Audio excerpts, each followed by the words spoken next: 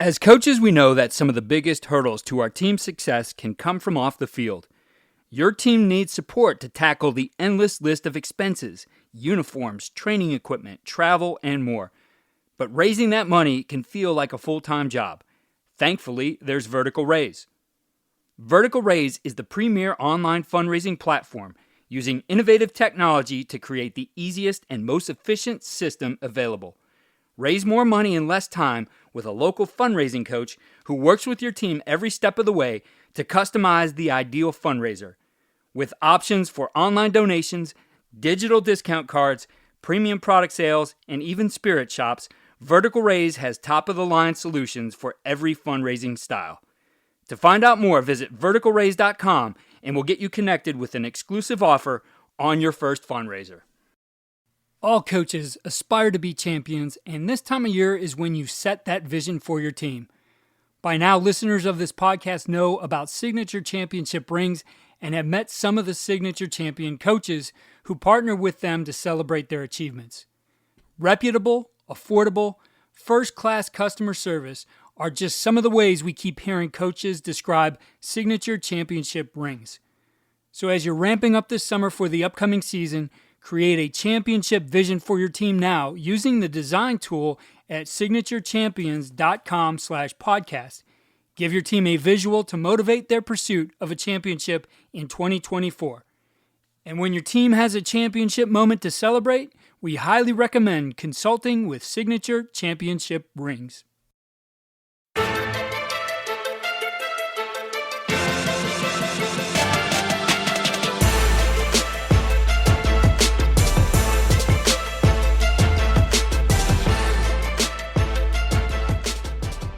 What we know about volume is this is true of unbalanced, it's true of empty, it's true of formation into boundary, it's true of compression. If your answer is we have one answer and somebody runs it 3 times in the game or 4 times in the game, then you're probably fine. But what do I do if the volume of plays isn't 4 times? What if it's 40? How do we answer that? And that's a really difficult task. The 4 versus 40 question always exists in football. We're back for another season of Accelerate Everything, which was a tremendous season last summer. Our guest host, Dub Maddox, always does a tremendous job. So, Dub, I'm really excited that you're back again with us here for another season of Accelerate Everything. Yeah, Keith, I'm excited. Looking forward to sharing some of this great content that we put together. So our first one here is with a guy I think that a lot of our listeners probably are familiar with. They've, at the very least, come across some of his things that he's done on his blog, Blitzology, as well as some of the things he does on Twitter. But Brian Vaughn, he's the linebackers coach at West Texas A&M, and just a great thinker on the game, and he shared a ton here in this one that's helpful to guys, I think, on either side of the ball. Yeah, Brian's a wealth of knowledge and always got a unique perspective on looking through the game through both sides of the ball. So it was really unpacked quite a bit of things that he's looking at right now. I'm excited to share it out. And Dub and I will be back for some takeaways following this interview. So here's Dub's interview with Brian Vaughn, linebackers coach at West Texas A&M and creator of the blog Blitzology. I've always been interested in the use of technology to make our jobs more effective, so I'm excited to continue sharing modern football technology with you here on the podcast. This innovative system leverages tendencies to improve self-scouting, game planning, and in-game decision-making at the speed of the game. Modern football stands out because it's a battle-tested platform used by teams at all levels, like 4-time national champion Bishop Gorman, the 5-time California state champion Folsom Bulldogs, 6-time Texas state champion Lake Travis, Cal football, and the CFL's Grey Cup champions, the Montreal Alouettes. So book a demo today to see why these teams trust modern football technology. Visit www.teammofo.com/demo and mention Coach and Coordinator Podcast or use the coupon code CC10 to receive 10% off your first year. Today's guest is Brian Vaughn. Brian is the creator of the infamous Blitzology website that has been a go-to resource for thousands of coaches over the years. Brian has coached over a decade at the collegiate level. He is currently the linebackers coach at West Texas A&M University. Brian, welcome to the show. Thanks for having me. Brian, I've followed you through your website for what feels like the beginning of the internet, and I was so excited to finally meet you this spring when you came through our school to recruit. You're one of the brightest coaches in the game. You have a unique ability to see and articulate football scheme and strategy. When we met this spring, we had a great discussion on condensed formations, and I wanted to get you on the pod to rehash some of those things we talked about first. So let's start with the first question that I have for you when we met. What are some of the baseline issues that condensed formations present to the defense, and how do you prepare to combat them? When we started talking about this spring, I mean, the number one most basic thing is it requires more verbiage defensively because teams are splitting at more different alignments for receivers than we've ever seen, probably at any time in my career, where you're getting the extreme Baylor, Art Briles type splits all the way down to the tightest of condensed. But even as we started to discuss condensed, what does that mean? I mean, it's a great umbrella term for a bunch of types of formations, but how condensed is it? Are they within a yard of the core? Are they 2 yards within the core? Are they 4 yards off the core? So you start to have all these terminologies that you have to have. And is it on one side of the formation? Is it on both sides of the formation? Are there tight ends involved? And where are those tight ends located relative to the receivers? And all of a sudden it becomes this huge task to just describe where are the people lined up. So we had to expand our vocabulary because we're going to have an intelligent conversation with players and coaches. We can't just say condensed and have that umbrella term apply to everything because now there's different things happening. And in our breakdown data, our scouting report data, and also talking about the most basic fundamental of defense is lineup. Okay, well, how are we lining up if the condensed is really, really tight to the core? You line up to condensed if it's a little bit wider from the core. So the first thing it did to us was force us to really reevaluate all the terminology we're using. How do we get these people described? Where are they at in the breakdown data? Then bring that to the scouting report, bring that to the game plan. So that was the first challenge that exists. And there's definitely a big difference between a guy who's lined up 1 yard from the core and a guy who's lined up 3.5 yards from the core because it creates new problems. So we had to figure out a way to discuss that with players intelligently and discuss it in game quickly and efficiently. And how do we describe what we're seeing? So that was the first challenge that we had to just address was how do we name this? How do we talk about this with each other so that we could have a intelligent conversation?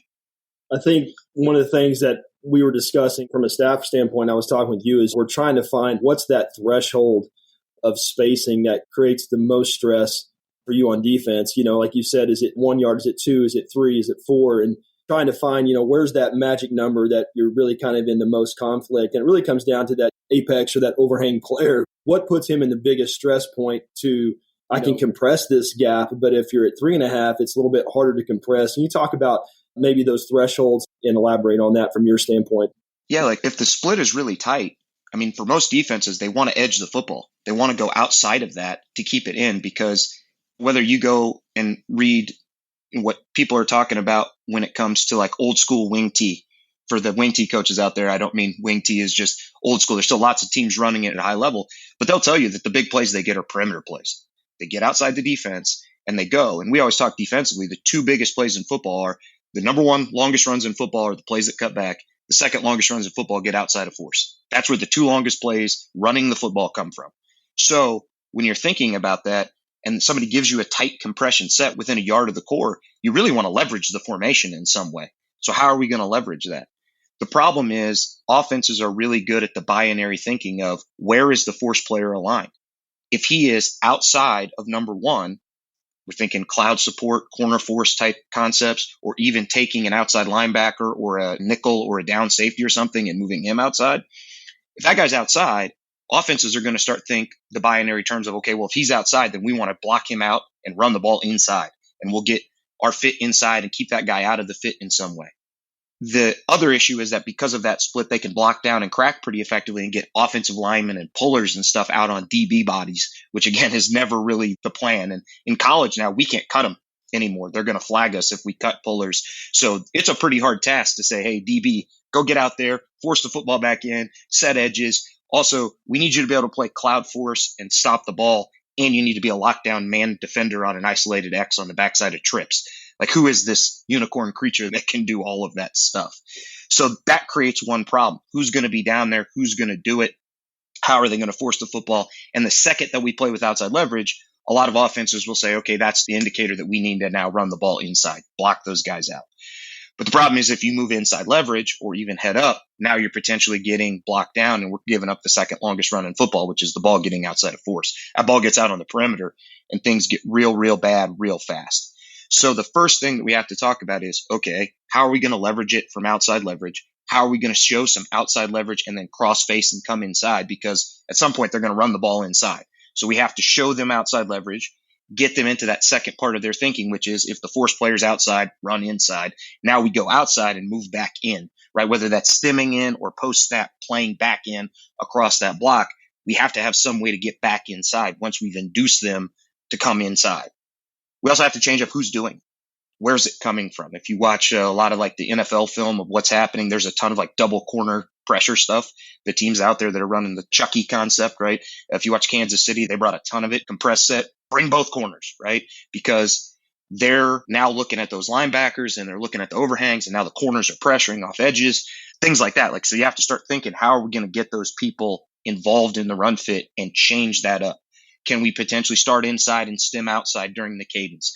So we're trying to change up all of those things, but everything gets more complicated the wider that split gets.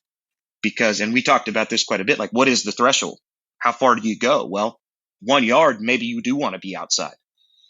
Now, if it's 2, maybe you still want to be outside. But you start to get in that 3, 3.5, 4 yard range of split by the number one receiver. We talked about this, like no defensive coach is ever going to say, hey, force player, you're allowed to get displaced in the C gap 4 yards. If a C gap defender or edge player got displaced from a 9 technique 4 yards outside in that D gap area, creating a C gap that's 4 yards wide, most defensive coordinators would lose their mind, right? Nobody's going to allow that. For us, we tell force players 2 yards of displacement is the maximum. If you feel yourself getting displaced more than 2 yards, at some point you got to play back in. You've got to do something else because you're creating the gap. The space is being created by you running out there. This is like stretch plays, right?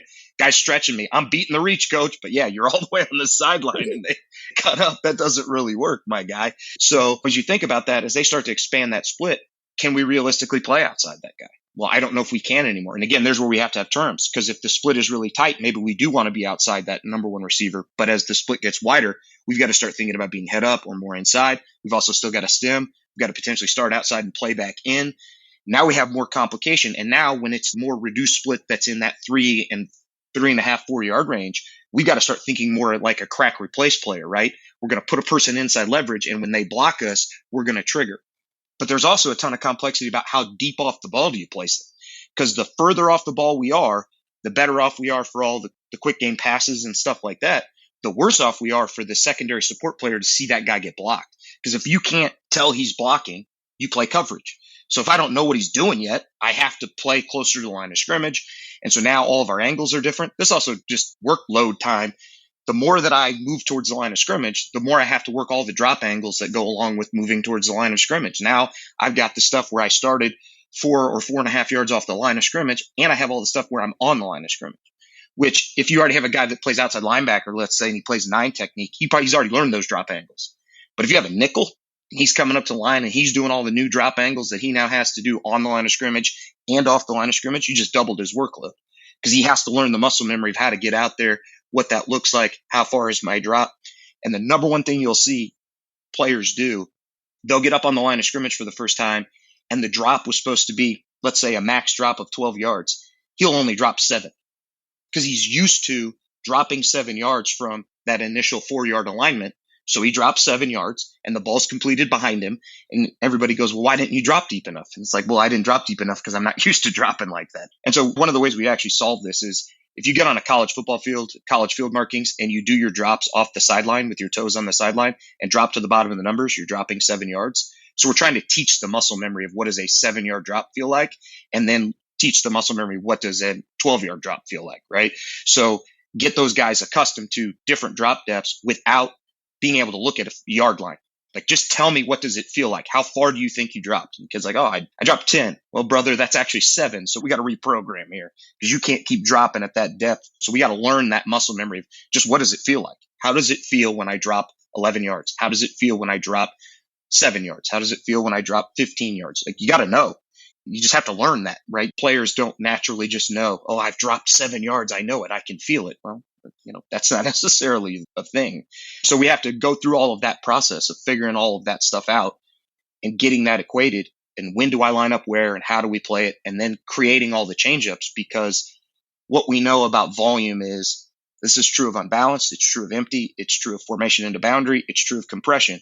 If your answer is we have one answer and somebody runs it 3 times in the game or 4 times in the game, then you're probably fine. But what do I do if the volume of plays isn't 4 times? What if it's 40? How do we answer that? And that's a really difficult task. The 4 versus 40 question always exists in football. If they do this 4 times, we're probably okay. If they do this 40 times, how do we adjust? Because they've got an answer in there. If they're running it 40 times, they've got enough stuff, volume within their package to attack us. So do we have enough solutions? And the other thing is, as we think about breakdown data, you guys sit in your spider holes or wherever you guys game plan, the terrorists over there offensively, and you're drawing stuff up and you're looking for where are the bottlenecks on defense. And so you're like, oh, we go trips open. They've got 7 different calls that they make, and there's a lot of complexity there. I'm trying to get my quarterback coached up. I'm trying to get all my people coached up of what to do. But boy, oh boy, if I give them compressed, they're only running 1 thing or 2 things. That's a huge challenge defensively, because you know what they're going to do? They're going to say, well, I can bottleneck them into these calls if I get in this formation. So I'm going to get them there, and then I'm going to just go to work. And we've got all this stuff that we've been doing all summer long, all spring long, all this stuff that we've been working on, and they've only seen a little piece of it. And now we're going to come out and give them 40 plays of this stuff. What's that look like? And that's a huge challenge. And then again, how much is within each one of those splits? So another level of complexity. And that's the name of the game here, is how do you handle all of that? And to me, I'm just talking from a run fit perspective too. We haven't even started talking about all the pass stuff that guys are doing, but all the run fit perspective stuff, again, do you play inside and get blocked down and let the ball get to the perimeter? Do you play outside and force the ball back in and force interior runs? Do you try to stem and disguise and get to different stuff? Do you bring edge pressure? And edge pressure is a huge question mark. We talked about this while I was there. What is the angle of departure here? We have a pretty good idea what our angle should be if we go with the plan of it's really tight splits, 1 yard. We're probably coming at an edge where we're building the edge off the outside of those guys. But what happens if they get a little wider? Do I try to go inside? Do I stay outside of that and now just play off from the outside of that? Do I start outside and cross his face and knife into that area that's created inside the outside receiver? I mean, there's a lot of questions about what edge pressure should even look like when you're getting those angles. The natural answer is go wide and keep it in. That's the natural answer. But we all know if you do that, there's the potential that the ball hits in the C-gap area running on a straight line with no deviation. And a ball running in the C-gap area on a straight line with no deviation goes a long way, right? Because it's just that ball's out the gate. And so now you have to figure out, okay, well, how do we mitigate that? Do we move somebody outside? Do we get somebody into that area? And what does that look like? And so that's where you start building all your plan. And how are we going to mix up what we're doing to make sure that they can't attack the same points of attack? How can we mitigate that? But the problem is all these offenses have built it a lot like wing T. The ball can go to the perimeter. The ball can go off the C-gap. The ball can hit inside, front side. It could also have some kind of counterplay that goes back off the backside. So now all of a sudden you're talking about it's a 4 or 5 spoke package of where the run fit can be. And so you've got to understand how we're going to fit all of that and how are we going to handle all of that piece and then not let them have a clear picture of what we're doing. So then the game within a game starts. Okay, how did we take away the perimeter piece? Okay, they're going to likely go in some sort of serious thinking, right? Okay, we couldn't get to the perimeter, so now we're going to go C-gap because that's the next logical thing. If we couldn't get outside, then we must be able to get to the C-gap. Well, we couldn't get in the C-gap, we must be able to run inside or run the counterplay away. And so now all of a sudden you're going through that whole progression of what they're trying to get done. It's like, okay, well, there's a lot there. And then how big are the receivers? Are there tight end bodies involved? Where are the tight ends? Because all that stuff matters, especially when who you're going to play there. Because it's like, oh, I'd love to have this corner doing this job, but the guy they're blocking with is a tight end anyway, and he weighs 250, and he's going to kill our little corner if we try to do this. Or he's a receiver, and he's a big physical receiver. And I mean, I've seen some of the guys in Tulsa, Oklahoma high schools. There's some big receivers. There's some dudes. And so just because he's a receiver doesn't mean he's not a blocker. I mean, the 49ers prove this all the time. They get these big, thick bodies in there, and it's almost like an extra running back body or a tight end hybrid body, and they're blocking. And it's like, well, okay, they're building pseudo 11 or pseudo 12 structural stuff. How do we fit that? Do we use a 12 type plan or do we go somewhere else? So there's a lot of thinking that goes into all of this the second they compress. And it may be completely different if they're a yard off versus if they're 3.5 yards off. It's a lot going on, unfortunately. Dub, I was excited this offseason when I saw you came out with the art of play calling and really dives into and take a look at play calling. I think no one else has really done this in the past in putting some educational materials out there. So something highly useful here for coaches. Yeah, it was, something I've been working on for some time. I really felt like I needed to go deeper and have a better framework for myself as a play caller, and just studying guys, what makes a good play caller. And really it starts with the analytics. And so analytics is a really popular trend and everybody's studying those. But I want to wrap my mind around, some of these analytic probabilities and how can I build it into a play calling process to help coaches just make sure they're working the probabilities in their favor. And so we put a 4.5-hour course together, and it has a 60-page workbook that goes along with it, 20 modules.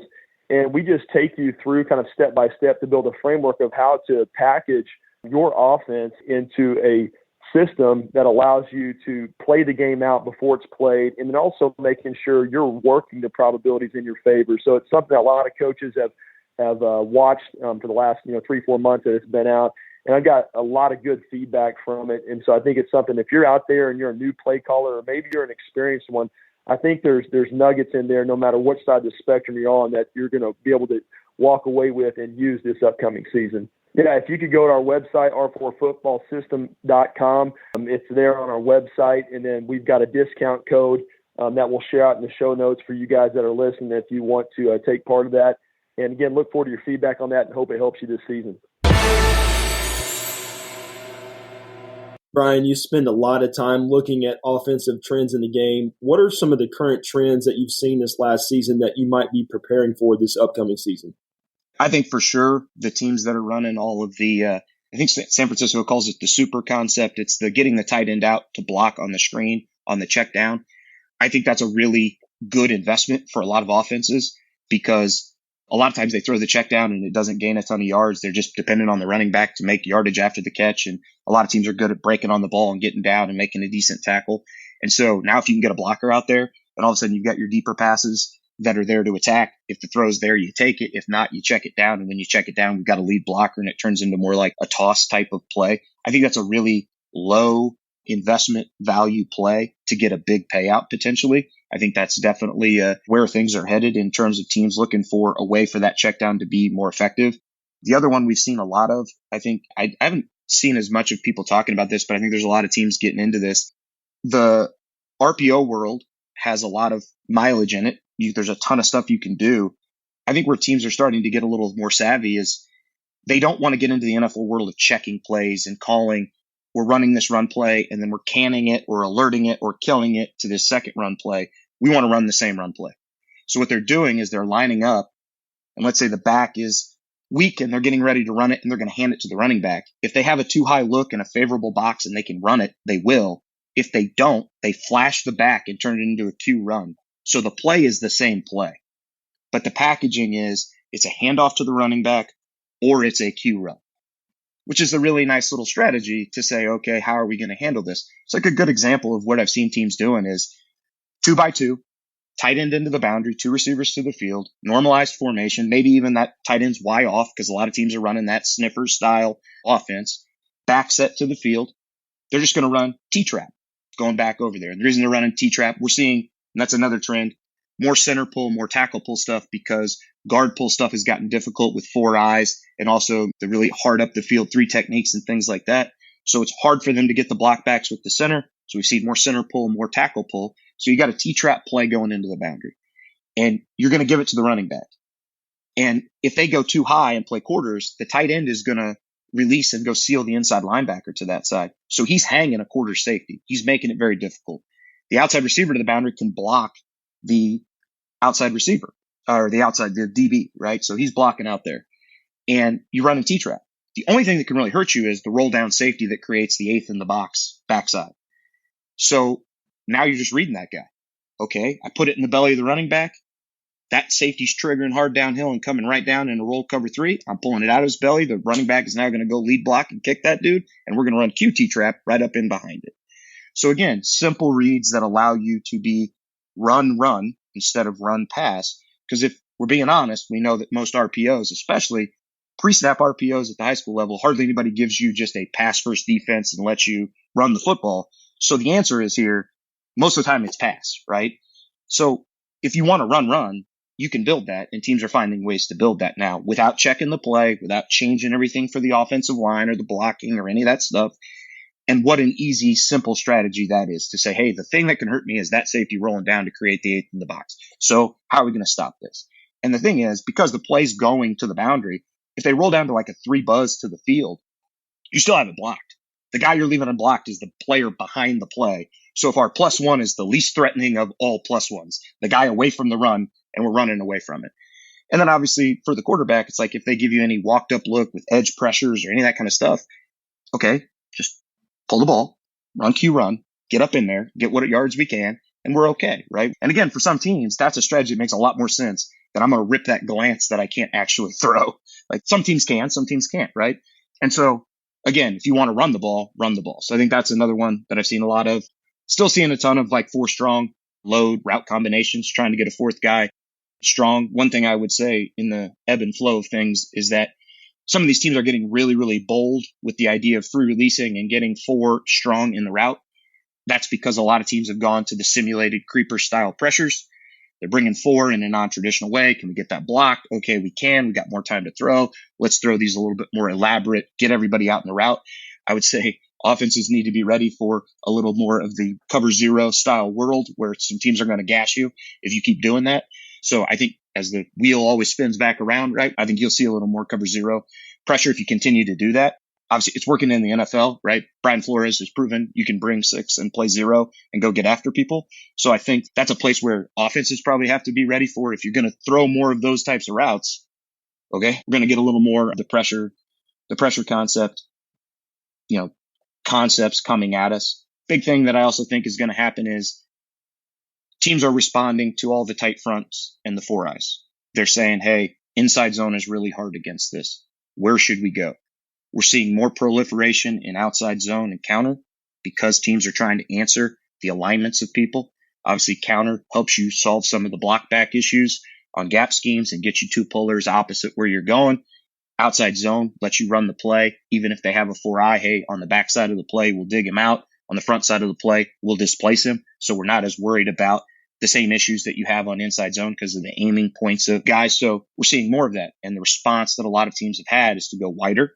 They're going more than the 9 technique style. It's much more Miami 4-3 old school days than what we saw before as a response to some of what offenses are doing. If you go back and look at what Michigan ran last year all season long, they were very 4 down. They were very much broader edges. You see that in the NFL. Obviously, they're combating the Shanahan scheme that's out there. So there's a lot of teams that are doing that same style of thinking, getting a little bit broader, playing 4 down and trying to keep the ball in, right?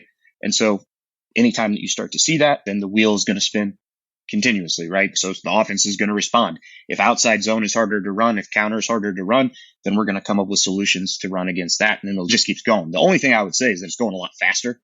So one of the things we do all the time is you check Twitter, man. Check and see what these dudes are posting. Because if there was a tight end leak, right? These dudes did, like, somebody ran it and then everybody was right. Everybody's got one in. We're all going to run it. Everybody's going to have the tight end blocking and then leaking out the backside. And just picking something along those lines. If you look at what's trending, you can get a pretty good idea for the teams that are going to pull from that and say, hey, we're going to try and borrow one of these really trendy plays that's happening right now that people are seeing success with. And a lot of that is a byproduct too of a lot of the defenses are borrowing from each other. And so you say, okay, well, they attacked a defense that's fairly similar to the defense we're facing. Maybe this will work against them too. Well, they're probably right because it was probably a tricky play that's hard to deal with and all that kind of stuff. The other one I think that we've seen maybe more of than ever before is more stuff that is RPO driven, where they're trying to get a guy in the flat to throw the outlet to, whether it is the same side H-back guy coming out. It's a 2-back set and they're getting one of the running backs out to the flat. It's a receiver in motion shooting out the backside to get to the flat. And they're not throwing bubble anymore. They're throwing it to a guy who's running an arrow style route blocking for him and throwing that guy the ball. Very triple option in its nature, right? It's a zone read with a third phase that they can throw the football to. If your force players and coverage people don't defend that, then obviously you're going to get the ball dumped in the flat repeatedly. And I think that's going to continue. I think that's a way for teams to get the ball in an RPO world where, like I said, RPOs don't make a ton of sense to me on the pre-snap level, and especially like in high school, where pre-snap, they're giving me a look that says throw the ball every play. Well, now it's just a pass play. Just call a pass, right? Just call quick game or whatever, because just throw the ball. But post-snap RPOs, that's a whole different deal. If I can now get the defense to collapse to the run game and then throw the ball in the flat for a gain of 12, I should probably do that repeatedly until they stop doing that. And in order to stop that, they're going to obviously have to cover down. And it does change your run fit mechanics. I think there's some teams out there that are just dead set that they want to do traditional guard reads or some of those things. The problem is with traditional guard reads is you get in big trouble with some of this stuff coming across to the flat and you don't add a coverage player into the equation. You're going to have to answer this because they're going to say, hey, And obviously then once they've pulled you out of guard reads, now they're going to start doing stuff pulling guards that's super annoying, that like, oh, that was annoying. They pulled guards that way and shot a guy in the flat that way. And the single, probably the biggest version of that we get is teams will get in nub trips and they will run pin pull to the nub with the bash concept away. So they're running quarterback pin pull to the tight end and they're running bash to the field. And so the deal is if you read guards, you're going to go overplay the pin pull and they're going to run bash and try and circle you to the perimeter.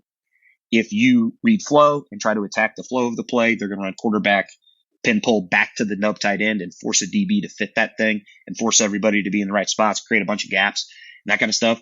And again, second longest runs in football are the ones that get outside force, and you've got a force play. You've got literally a perimeter run on both sides of the formation, which is a huge challenge for any defense, right? So those are some of the ones that we see that are annoying, I guess, or kind of trending. And advancements in bash has definitely been a big deal because when we first saw bash, it was just zone opposite bash. And then it became counter opposite bash. And now it's pin pull and all these other things. And then they have the quarterback trap and stuff like that looks like bash, but isn't bash. So there's a lot of stuff going on there. That's a play where you've got split flow from the backfield with the quarterback involved. And we see a ton of it because that's how they answer the heavy run fits, right? You got a lot of people in the box. We don't want to throw an RPO. We're going to run with the QB and we're going to do it by creating misdirection and getting half your defense going one way and half your defense going another way. And that's how you create the Red Sea effect, right? How do we create parts in the defense, right? Get guys going opposite directions, create seams in the middle of the field, and then you add in. Are they doing that with compression? Possibly, right? Are they also all snug down to the core? So I'd say those are the big ones. My last question for you, when we talked about this when we visited in the spring, you've done a lot of research this offseason on the run and shoot. What are some of the elements of that offense that you would concern you from a defensive perspective? And what makes you examine that style of offense? Are you preparing for it if you see it, or is it just in case you see it? Well, I think the reason I was preparing for it is one, route conversion routes have existed for a long time. We used to see it all the time in four verticals. It's been around in four verticals forever, right? We're going to fall out on the outside, or we're going to run benders, or we're going to have a guy run into the post in a dig. If you have middle of the field open in our four verts concept, that's been around. I mean, obviously run and shoot's been around for a long time, but we're seeing more and more teams start to incorporate all of the read route concepts into their offense. So they're throwing it in quick game and the guy is changing and altering his route based on how we're playing them defensively. We've got the deep choice stuff where they're throwing the outside deep choices that are breaking 12 yards down the field and deciding what the route's going to be. Almost all of that goes back to the run and shoot theory stuff, right? This is all tied in. And then you look at the San Antonio Brahmas, they're running like a hybrid of it's a little bit air raid and it's a little bit of the run and shoot stuff. I think more and more teams are going to adopt that philosophically. I also think with how much guys are practicing in the summer with their teams, all the 7-on-7 and all that stuff, you get a ton of chances to practice this stuff. And if you're filming it, it's like, okay, well, we're going to coach up the reads and we're going to teach these guys how to read the coverage. And we're not just going to run a route. We're going to run a route that then converts and gives guys a chance to make the play and things like that. And I think that also helps coaches because you can't carry infinite route combinations. I know that you guys want to. I know you guys sit around scheming to do it. But some of it is we call this and we let the guy work to get open. And I think those things make tons of sense to me. I think it also puts a lot of ownership in the players' hands of letting them do something that affects their own outcome. There's agency there, right? As a player, I decided how to run this route, not because coach told me hard and fast, these are the only rules that exist. Coach gave me the agency to decide where I run. Well, I think players buy into that. And in the year 2024, players expect to have some agency in what we're doing. They want to get recruited. They want to make plays. They want to score points. The idea that they're just going to be a robot and do exactly what you tell them, and no matter what happens, that's it.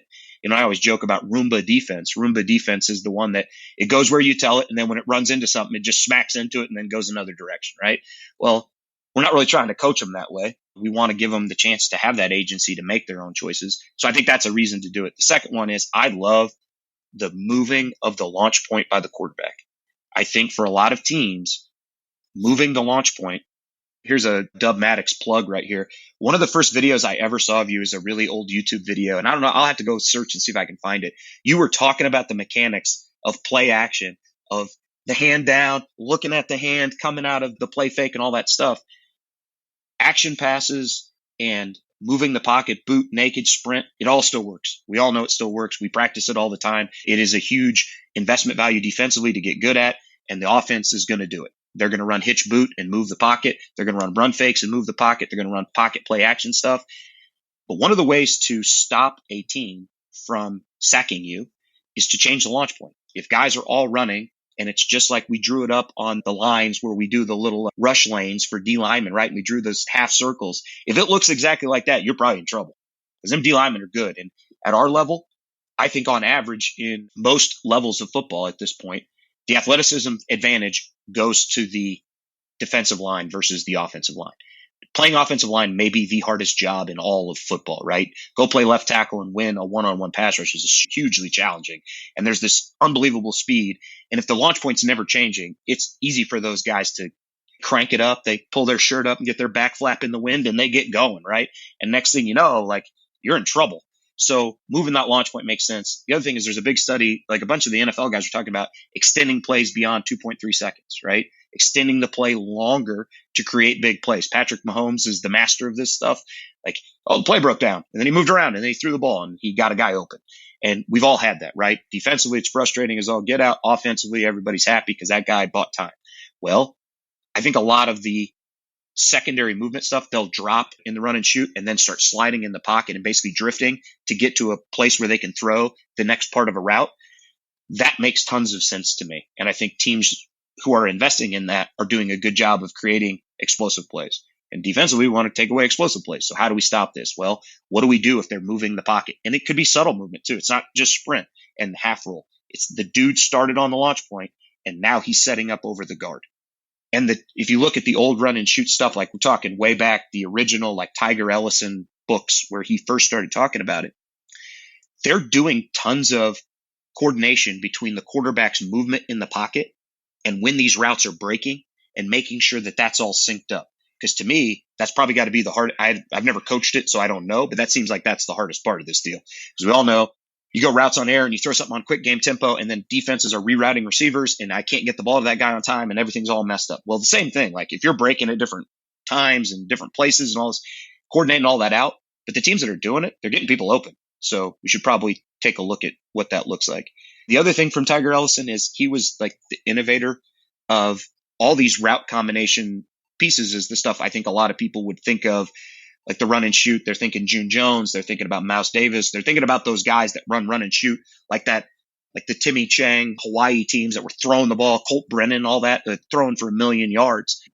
But that type of stuff, I think it can be integrated into teams that aren't necessarily thinking they're going to throw the ball that many times, especially if you're saying, hey, we don't throw infinite drop back. We throw a handful of drop back passes and then they convert and we think they're good against everything. So we're not carrying infinite tags. We're carrying a set of routes where they convert and we run these plays and we're really, really good at them.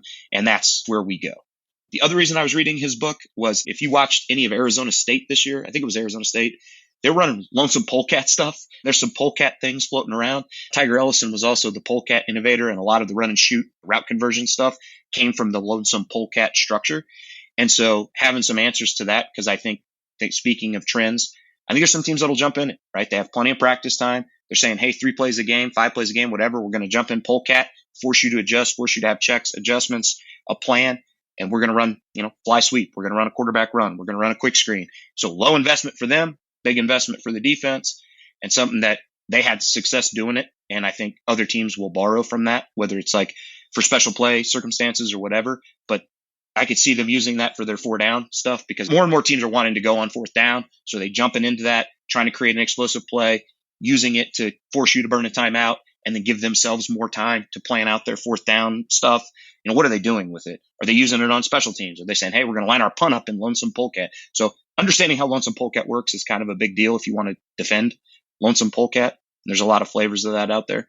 But I definitely think teams should be doing it. Really old run and shoot stuff has been modernized in a lot of ways. So if you read the books, like his old books, like Tiger Ellison books, and then you see what they were doing more in the Mouse Davis era, definitely a big advancement. And then when you see more of what they were doing and the June Jones stuff in like Hawaii into SMU, there's definitely continued advancement within there. And then it's kind of blended into this new version that's got air raid and run and shoot stuff mixed together into the stuff that's more the modern era. I would say that's probably more the version you're going to get if you're going to see it. And then there's some of it that's more in like the Bryles tree, which is the deep choice. We throw the outside choice routes. And again, how much of the other elements of run and shoot do they run? That depends. I mean, that's very variable team to team and that type of stuff. And then also making post-snap reads, I think, makes sense, because if you're seeing 3 high safeties, if you're seeing coverage rotation, if you're seeing a bunch of coverage guys defensively, the likelihood that you're going to call something pre-snap, run it, and they're going to be in the look that you expected them to be in is pretty poor. I don't think that that's very realistic. I mean, if you spend a bunch of your career teaching people to read out at quarterback what happens post-snap, that's what we get. The best teams in your district, the best teams in your state, the teams that you have to beat in the playoffs, I mean, they're not going to give you a static look, stay in it, and just play. They don't do that. So I think the route conversion piece makes lots of sense. If you can't, we're not going to check the play all the time. So let the players make the decision during the play, and then let's make the right choices to get open. And I think backyard football 101, right? Run where they're not. Makes sense to me. Brian, like I said at the beginning, you're one of the smartest guys I know. Where do coaches go to keep up with you or to get more information? You've given some great stuff here today. Yeah, hopefully guys want to follow or chat or connect or whatever. I'm on Twitter on my regular account, which is at Brian M. Vaughn, which is my work account, for WT and coaching linebackers. And then there's the at Blitzology blog, which has been around for a long time. There's a bunch of people who follow that. And I try to do my best to respond to people who send me messages. I get a decent amount of messages, and I don't post as much on there as I used to. When I was a younger coach and I had more time, it was a little easier to post lots of stuff, but it's not as easy these days. But I do still post things from time to time. And I'm actually working on something right now that I'm going to be posting here fairly soon. And also, I'm pretty easy to find on the internet. Like, my profile is available on the WT website. I'm not hard to find. Brian, I appreciate what you've done for me and expanding my knowledge of the game. Thanks for coming on the pod today to help us out. Thanks for having me, Dub. Dub, as you said before we got into this interview, there's definitely a lot to unpack here. A ton of takeaways. I think great insights shared in this one. What did you take away from this one? The first thing I took away, Keith, was really seeing how condensed formations can impact a defensive coach. And I really didn't understand this until I talked to Brian, but it was really about how condensed formations require more verbiage defensively and really force teams to expand their vocabulary to describe where players are lined up. And so I think that's something that I didn't understand how it impacts them. And just as looking through what these condensed formations can do, I think it's something that offensive guys need to look at more extensively just to present these problems to the defense. And when it comes down to the leverage positions, I was impacted by Brian's talk about, how those certain condensed sets based on how far the splits are between receivers can impact their apex or force players. And so that was one of the first takeaways. The other one was the run and shoot element. Brian's done a big study this offseason in the run and shoot offense and how they convert routes and talking about some of the difficulties that can present from a coverage standpoint. And I think that's something that, a lot of guys dabble in a little bit. And I think, offensive guys need to look more closely at kind of maybe going back to those run and shoot routes and just really studying how coaches and how those offensive structures set up their route conversions. And you can present a lot of problems with defensive coverage if you have that in your offense. I really like some of the trends Brian shared out. I think trends are really important, and, trying to see, what are some of the things that, those innovative modern offenses are using to present problems for defenses. And I liked his T-trap play that he talked about with the RPO game. A lot of teams will do RPOs. They have a front side run and a backside read. I thought it was unique he was talking about, having that front side run, but kind of adding the running back as an additional blocker if the run is taken away, and trying to put that front side force player in a bind. A lot of teams will run kind of the RPO glance to the front side, and instead of, reading and throwing the glance, which can be hard for some quarterbacks, just adding the back to block that guy if he triggers down hard. So again, there's a lot more there, but I thought those are some of the big three that stood out for me. Again, this is one episode you probably want to go back and listen to multiple times and take a lot of notes. I know I did. Yeah, definitely a lot in this one. Some great ideas shared by him. Certainly things, you get the insight into some of those things. Maybe that will keep defensive coordinators up at night. Certainly useful there, but just learning how they think about it too, as you said, with the terminology, some of the different ways that you can approach, our RPO world, where maybe you don't want to throw the ball. Maybe that, you want to go from a run to a run, and those things they shared, I think, are highly useful. So, as I said before, excited that we got this series going here again in the summer here, and look forward to the next several weeks. Yeah, can't wait to share the other ones, Keith. Be sure to visit coachandcoordinator.com and check out the 10% Toolkit, which highlights our partners and some of the offers they have to you as a listener. The link to that is in the show notes. Follow all we're doing at coachandcoordinator.com and follow us on X at Coach K. Grabowski.